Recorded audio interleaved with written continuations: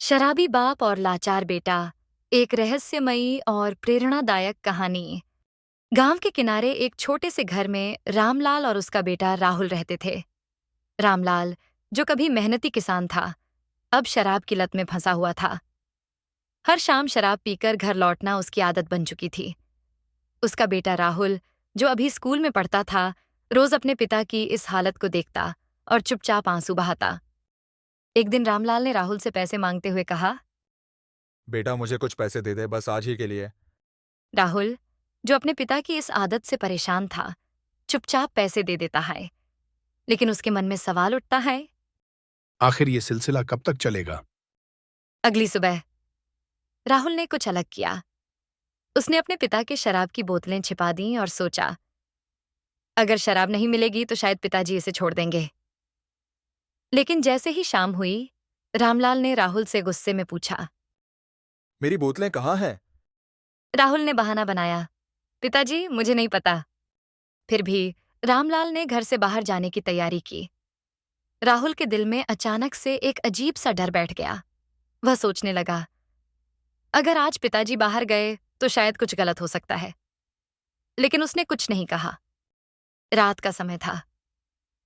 रामलाल घर से बाहर निकल गया। राहुल दरवाजे पर खड़ा होकर उसे जाते हुए देख रहा था, लेकिन वह कुछ कर नहीं पाया। उसके मन में एक डरावना ख्याल आया, क्या पिताजी कभी वापस आएंगे?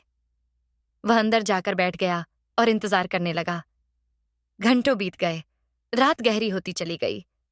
बाहर बारिश भी शुरू हो गई थी। राहुल का धैर्य अब जवाब दे रहा था। वह सोच रहा था, कहीं कुछ अनहोनी तो नहीं हो गई?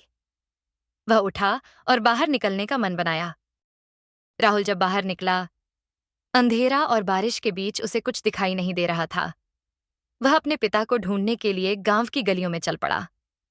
रास्ते में उसे कुछ लोग मिले, लेकिन किसी ने रामलाल को नहीं देखा था।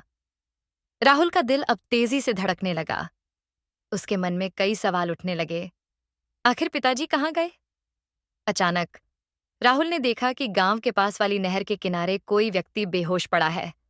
वह दौड़कर वहां पहुंचा और देखा कि वह कोई और नहीं बल्कि रामलाल था। रामलाल नशे में गिर पड़ा था और बारिश की वजह से बुरी हालत में था। राहुल ने हिम्मत जुटाई और किसी तरह अपने पिता को उठाकर घर ले आया।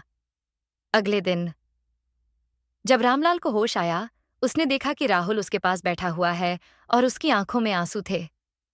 राहुल ने धीमी आवाज में कहा, पिताजी, अगर कल कुछ हो जाता तो मैं आपको कभी माफ नहीं कर पाता। आपको खुद की और मेरी जिंदगी बर्बाद करने से रोकना होगा। रामलाल ने अपने बेटे की बात सुनी और उसकी आंखों में पछतावा झलकने लगा। वह पहली बार समझ पाया कि उसकी लत न सिर्फ उसकी, बल्कि उसके बेटे की जिंदगी भी तबाह कर रही थी। कुछ दिनों बाद रामलाल ने शराब छोड़ने का फैसला कर लिया।